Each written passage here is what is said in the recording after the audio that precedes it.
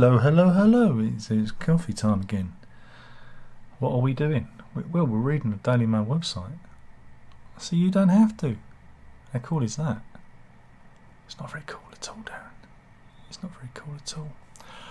So what's the top story? Sunak's stealth tax raid on workers. Apparently, because there's going to be another budget coming up after the mini budget tanked the economy. Remember, who remembers? Does anyone remember Liz Truss? No one remembers. And Crazy Kwarteng. Do you remember their amazing double act? Oh, listen to my computer straining as I do this live stream.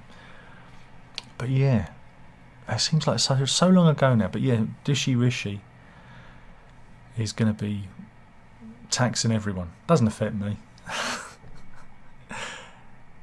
Doesn't affect me. But if you are one of those lucky people to have a job, I reckon they're going to make thousands from every average earner to fill the 50 billion hole in the budget. Again, this is the problem with Truss's budget, is they were going to just borrow and not actually pay. So this is the thing, what happened with COVID, the government gave loads of money away. Now they've got to get it back again. But yeah, they reckon the budget's going to be announced on the 17th of November, so we've got quite a way to go for it. So, but I reckon it could be a 3% wage increase. And this is and also the Bank of England might be raising interest to 3% tomorrow. That's going to be good. So we're all fucked. But don't worry, Dishy Rishi's going to go to the, COP27 thing. He's going to get on a private jet with all the other big knobs. They're all going to get on their private jets and meet. Even Boris is going to be there. Our old fluffy-haired leader. He's going there as well. And they're going to save the world by flying on their private jets. Is anyone getting this? I'm labouring it. I'm going to say it again. On their private jet. They could just do like a FaceTime, couldn't they? Couldn't they do a Zoom? Couldn't they Zoom it and save the planet that way? But no, we're going to save the planet. Hooray. We had an update. There was an update. I've got to find the story now about the fellow who firebombed the detention centre.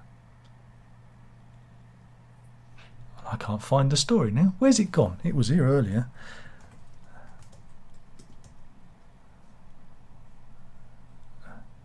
Here we go. This is because they've revealed who the petrol bomber was. Again, there was an attack on a Dover migrant centre. He was named yesterday as divorced father of two, Andrew Leake, and we have his picture here. But yeah.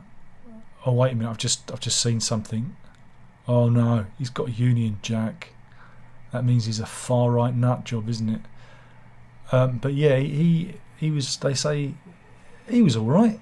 He just liked to post pictures like this on his social medias. And yeah, pictures like that. When you see pictures dressed, pictures of people dressed as, I don't know, the Joker or Batman. I'm looking at you, BJ. He's another one of my stalkers. He's not a very good one, though. There's something wrong with him. But yeah, this fella, apparently, right, he battled bouts of mental illness since his son died after a COVID jab. And he was into all these conspiracy theories, they reckon. Again, this is all unconfirmed yet. So, and he shared lots of, I guess they're called far-right material on the social medias. But the thing that is one of the things Prince Charles, he's talking about Adrian Charles, the TV presenter, right? So he's going to house Ukrainian refugees in one, have his properties. Again, I obviously didn't go to school that day, that belong to the British people. What about soldiers and members of the public sleeping in doorways? Disgrace. In the end, royal family now. Yeah. The nuts never have good English and grammar, do they? But the thing that jumped out at me from this article is he told his neighbour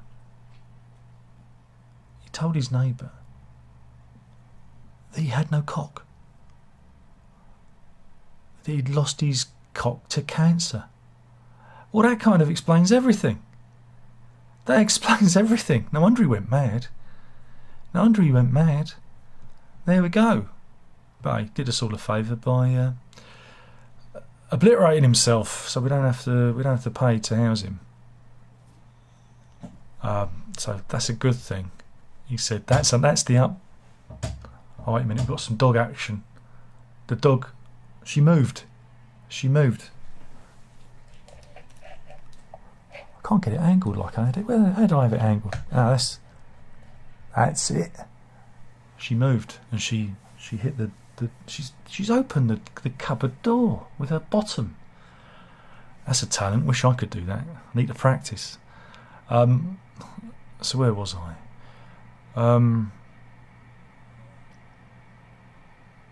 NHS wants another 7 billion quid. Of course they do.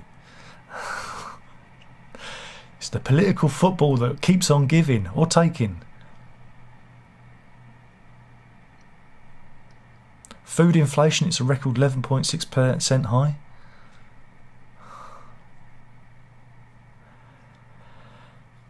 Well, anyway, let's have some good news. Meanwhile, in Ulyanovsk, here are 100 Russian recruits rebelling. They're supposed to be undergoing training to be sent to the front line, and they're saying, nah, we're not doing it. Yeah, so there we go. Meanwhile, US officials claim that senior Russian military leaders have discussed when and how to use tactical nukes in Ukraine. And Poland is to begin work on a 130-mile fence along its border amid fears that Russia is planning to orchestrate an influx of migrants from Africa and in the Middle East. This is geopolitics in action.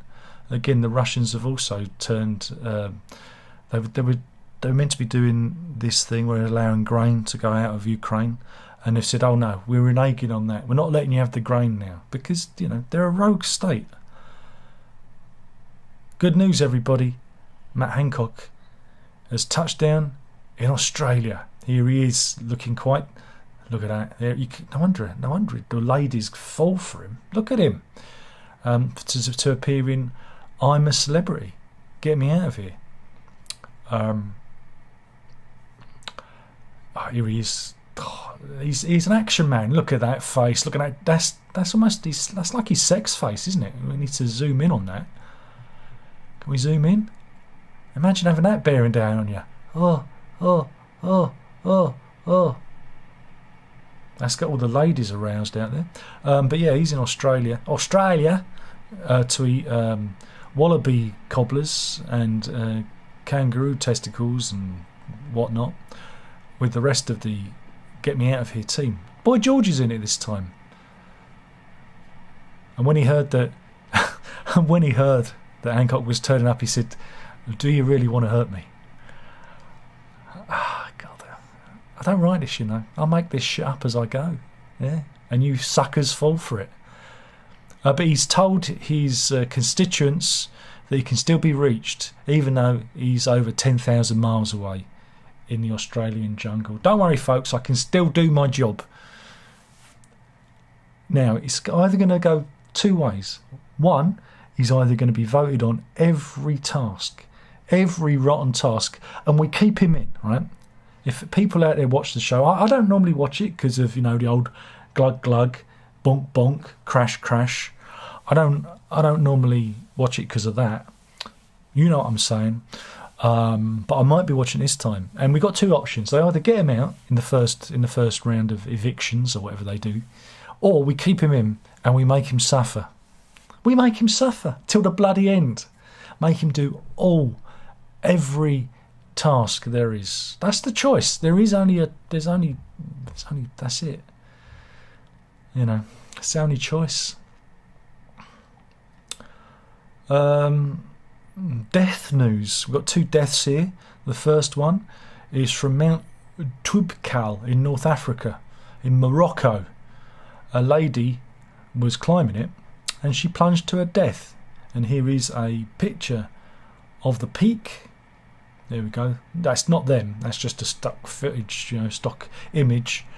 Yeah, but she fell to her death from the 13,600 foot mountain because she tried to climb it without a tour guide.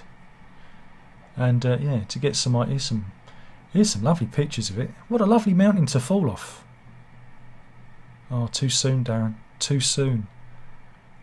Some say it's Darwinism in action.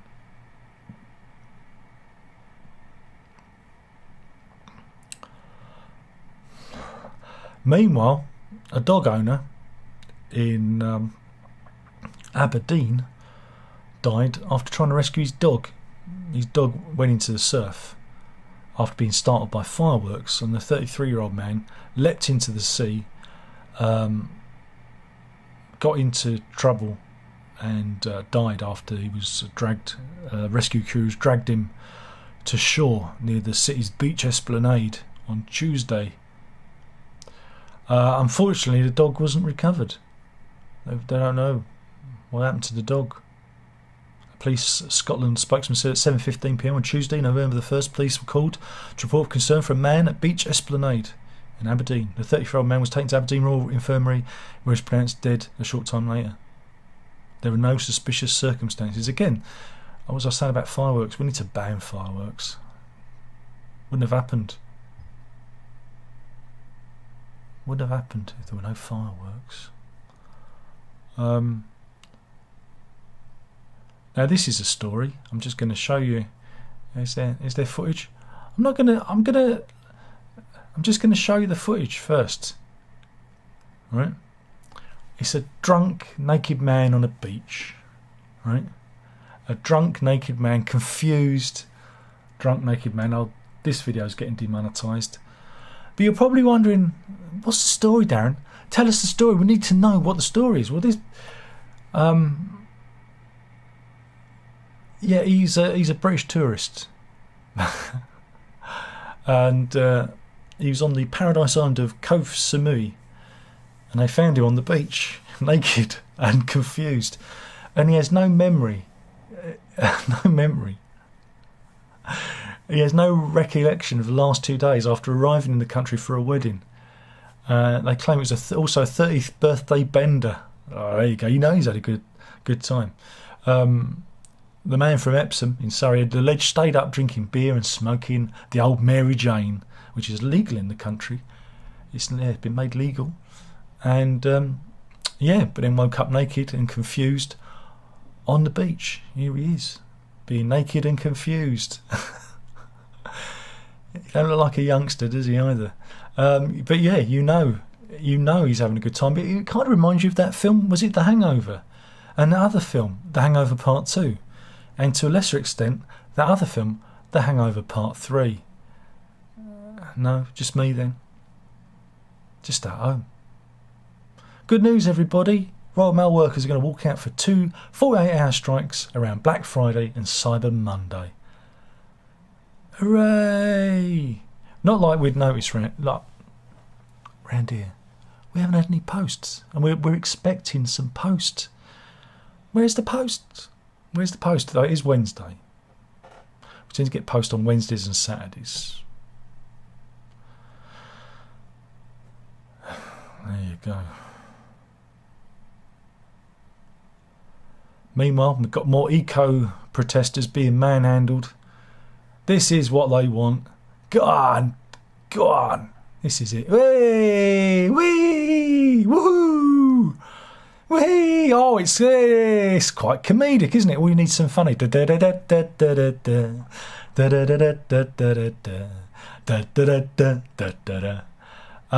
some herb output, don't we? But that's in Rome. That's not in the UK. That's in Rome. Yeah. So yeah, when in Rome, do as the Romans do and drag those protesters out of the road or push them on their arses. There you go.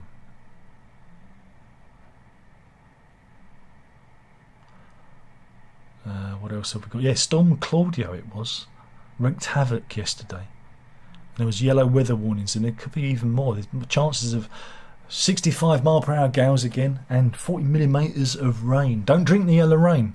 But off the coast of, I guess it was Poole in Dorset, the RNLI went out and rescued a couple who got into trouble after their £150,000 yacht capsized in gale force winds from Storm Claudio.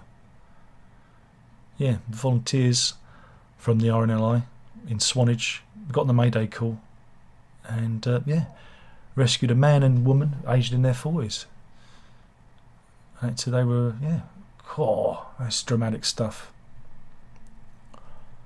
isn't it? Oh, let's just pull that back up.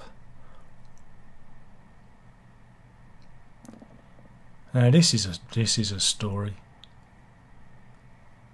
This is an odd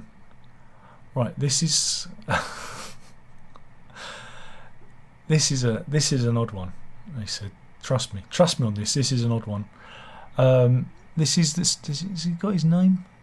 Daniel Emlyn Jones, right? And this is Daniel Emlyn Jones. And you're probably noticing he's got a plant, and his plant is kept in a cage, and the cage has got a warning sign on it with a skull and crossbones, because yes, dear Daniel has decided to grow the world's most dangerous plant. Oh, this is going to end well, isn't it? Yeah, he's grown what's known as the Gimpy Gimpy. The sting from the Gimpy Gimpy is so strong that once one man got stung by it, he shot himself dead after he used it to a leaf from the Gimpy Gimpy plant to wipe his bottom, and the pain was so extreme, he killed himself. Some say it's native to Australia. What a surprise! It's also known as the suicide plant. But its official name, oh God, we're going into Latin name territory, folks. Let me make sure I have the special Latin teeth in. It's Dendrocinide Merodes, also known as the suicide plant, and its sting is described as being burnt with hot acid and being electrocuted at the same time.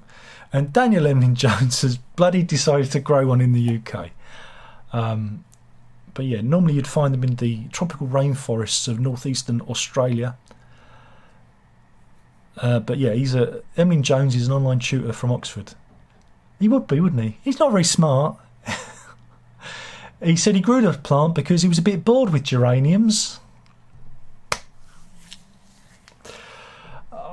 And yeah, the plants can grow up to 15 foot tall. Now, who would win? Gimpy Gimpy versus a giant hodweed? There's only one way to find out.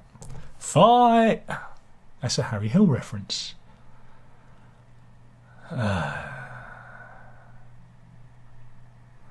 What else have we got here?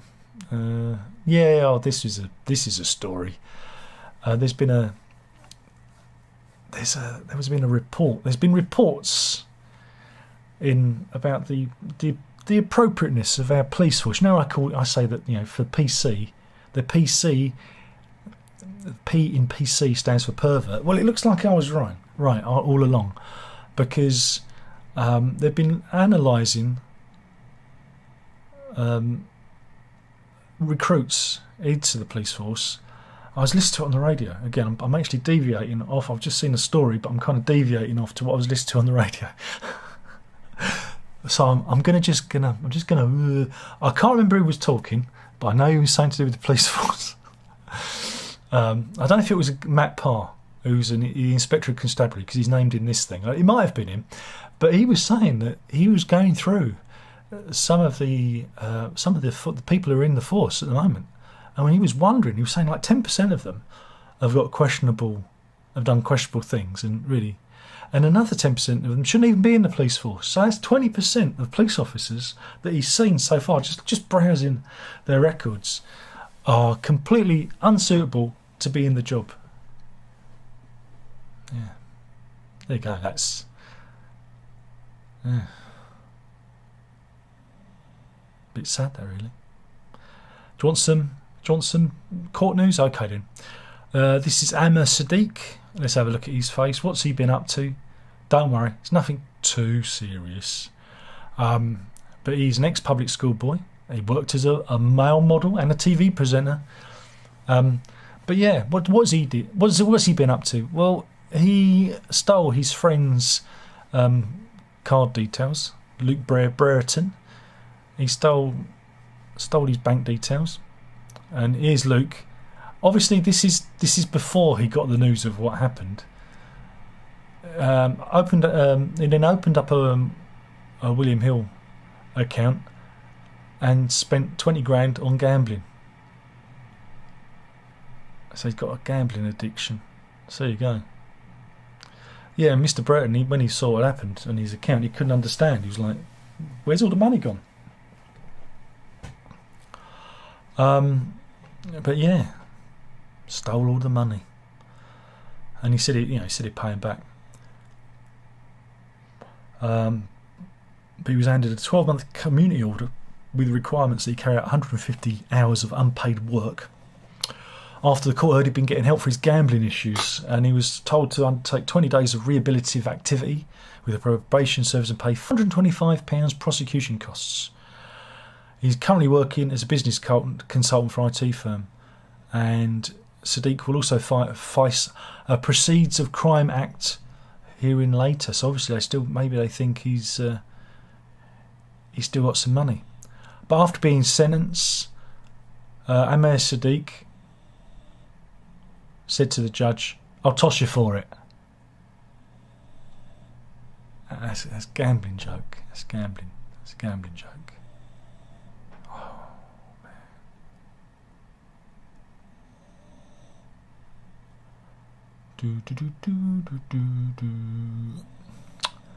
Oh, this is a court story.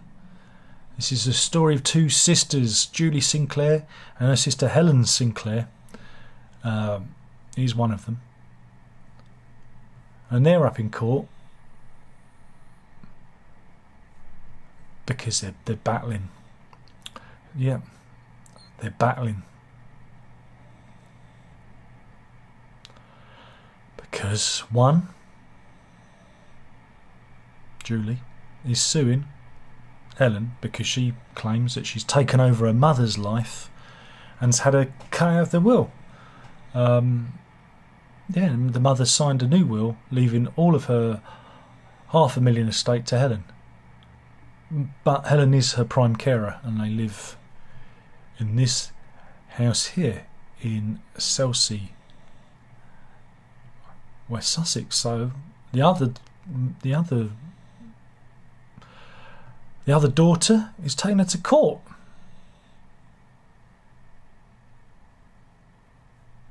Yeah, so it's a bit of a murky case.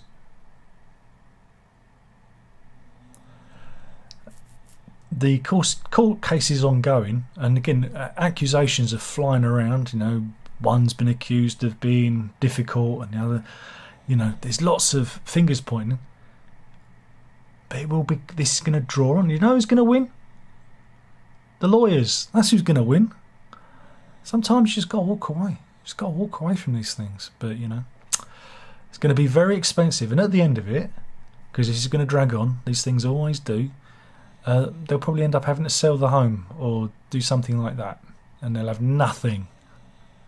Nothing. I don't know. What are people like, eh?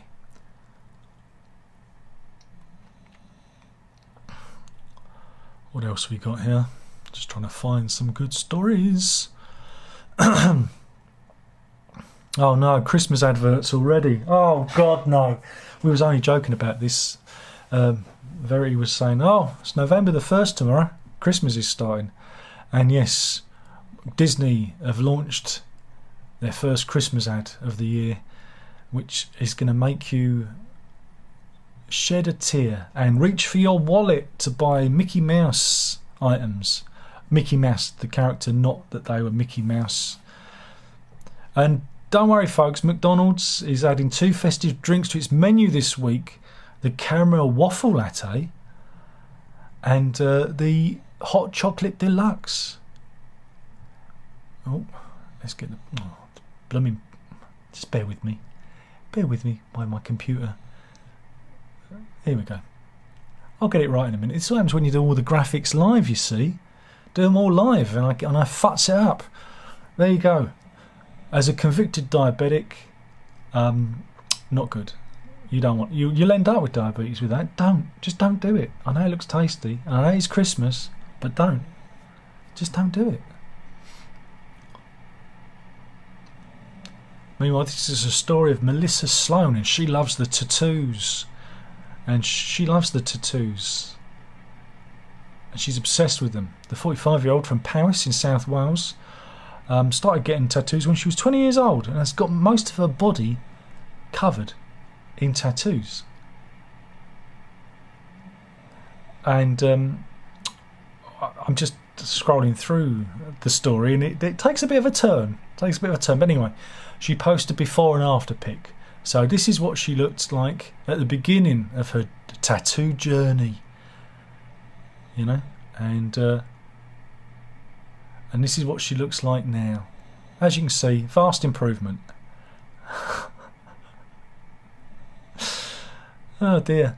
But then it turns out that her half-brother, right, this fella here, Gavin Sloan, was jailed this year for a string of sickening rapes and sexual assaults against children. I didn't expect that to happen. So there you go. The Daily Mail they give a little bit extra, don't they? The Mirror, where the Daily Mirror, where the story came from, they just covered the tattoo transformation story. Whereas the Mail got stuck in and went, yeah, half brother's a pedo, mate. Half brother's a pedo, innit? Yeah, there you go. Found our new place, missus. This is it Cumberland Terrace, which overlooks Regent's Park. It's a Grade 1 listed townhouse, and it is on the market. John Nash designed the building back in 1826. That's about 26 minutes past 6 if you're using the 24-hour clock. That's an old joke. And let's look at it. Oh, I tell you. Oh, new taps, missus. New taps. Oh, look at that. Where will we put all the guitars? That's what I'm asking. Look at that. All we need is the mirror on the ceiling, and it's complete. And look at that. Look at that. Oh, no hassle from the neighbours. Open plan kitchen. Think of the pies I could make. Think of all the pies I'd make. And look at that. A vaulted wine cellar. No, that's where I'm keeping all the guitars. Down there. But yeah, it's very, very nice, isn't it? What do you think? Shall we make an offer? Well, it's 11 million quid, so it's a little bit spicy for us, I'm afraid. We're going to have to let that one go. I think we'll let that one go. Yes.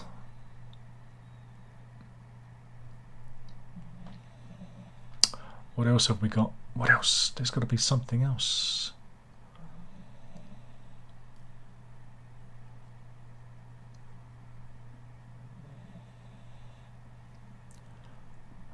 Miserable story. Miserable story. I'm sure there's something in the funny file. Yes, there is. Yes, there is. Christmas has come early. He said, Christmas is early. I'm just ignore the noise, because there's always an advert before we get to see the video. Alright. But you're going to like this video. This is a good one. Just talking over the adverts. Lovely sandwich, by the way. Here we go. Look at this. It's Christmas. Oh, I wish it could be Christmas every day. What are you seeing there? That was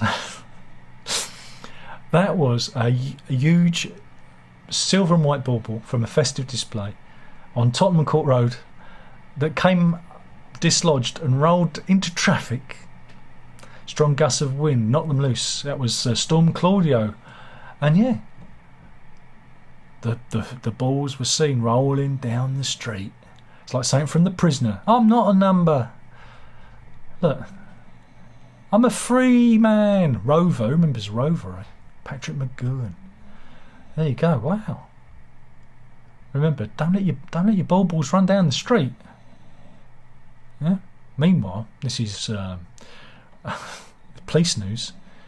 This is the story of Hannah Debenham from Uckfield in East Sussex. She did her bit. She took in a Ukrainian refugee. Yes, the NHS mental health specialist. She took in a Ukrainian refugee, and here she is. A child's got a serious case of fuzzy face there. I think you can get tablets for that. And she found herself on the wrong end of the law. She did. She found herself being investigated for modern day slavery charges. Yeah, the police arrested her and grilled her for hours. Yeah, nearly 4 hours she was grilled by the police. Her and her husband were grilled by the police. And do you know why? Do you know why? Well, she went to Eastbourne Police Station where she was questioned by modern day slavery inspector, and she said this was the worst. It was the worst day of her life, because she'd taken somebody in as part of the Ukrainian settlement scheme and asked them if they could do the dishes, and they took umbrage at this and reported it to the police. Apparently.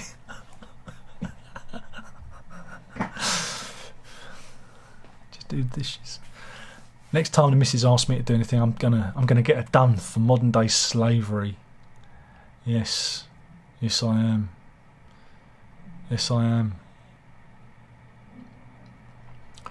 And shall we end with a animal story? This is Taronga Zoo in Sydney. Taronga Zoo. It was they run something in Taronga Zoo called the Roar and Snore, right? Where families can like sleep near the lions, right? And yeah, the only problem is the lions escaped, and the family, you know, detailed how they had to leave very rapidly, and they were locked in a special protective room at the Roar and Snore. Here they are with other families. Yeah, they got the message. You got 30 seconds to leave. It was a luxury glamping site next to the in the zoo area, and yeah, the lions escaped. And yeah, here they are. Here are some zoo workers looking for lions. Where are the lions? Can anyone see any lions? And they went, yeah, here are the lions. Yeah, those are the Taronga lions, but I don't know if those are the ones that escaped. But even though there was a code 1 alarm, they were back in their enclosure a few hours later, and everything was fine. No one was eaten. There we go. There you go. But yeah, if you were staying there, you could say you had a bit of a roar deal. Oh, that's pretty good, that one. That's pretty good, that one. So yeah, we went to the zoo to stay there, and the animals escaped. Are you lying? No, it's the truth. Oh, it's getting worse. He's getting worse. Oh dear. Harry's in. All right, Darren. All right. Chris is in. It's been one good bit of news. Matt Hancock is far away. Yeah, it's good. Oh, I'm glad you blocked them, Andrew. That's that person again. Andrew says, morning Darren, I've been watching your review of Dan and looks interesting. Glad you watched it. I know you'd watch it because, like I said, I can count my watches on one hand these days. Payne's in, and let's block. I thought I'd block those. Let's hide them. Goodbye. Goodbye. Bye-bye. Bye-bye. And yeah, Payne says eco-protesting cheaper than a dominatrix. Yeah, normally I have to pay for that kind of treatment. Payne says, for those who like being humiliated and manhandled, eco-protesting seems to be a cheaper option. I think I've cracked their motivation. Well, you've got to be a bit of a masochist, haven't you, to do that? William says, what do you think of the new Stephen Woods presents media book of the late 70s, 80s music? I don't think anything of it. Payne says, there was a court case in a Dickens book where the bill for the lawyers exceeded the value of the estate. I think this happens all too well, especially when you have property issues or they're contesting wills or divorces. I mean, there's divorce cases that go on, and even the judge says, seriously? You know you're going to lose everything. And I think this is the problem, you know. William says, dude, you'll be much happier in Australia than miserable old Blighty. No, don't think so. Because all the Australians, they don't like disabled people. So can't go there. You know, can't take my son to Australia because you're all a bit, you know, you're all a bit retrograde, aren't you? You're all back there in the 70s, aren't you? So no, absolutely not. Anyway, thank you for watching. I've now pissed off the Australians. Good day, Cobber. And we'll do this all again soon. That was the news. Killing the channel. One video at a time. Drink it up.